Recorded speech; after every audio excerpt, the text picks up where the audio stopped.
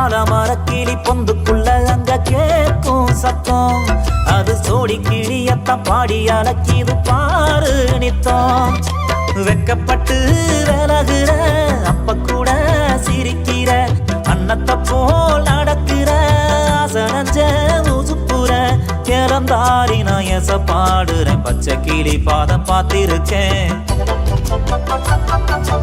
இருக்கஞ்செடி கிட்ட காதல எடுத்து சொல்லி புட்டேன், அந்த இழந்த மரத்துல ஏதேதோ எழுதி வச்சு புட்டேன்.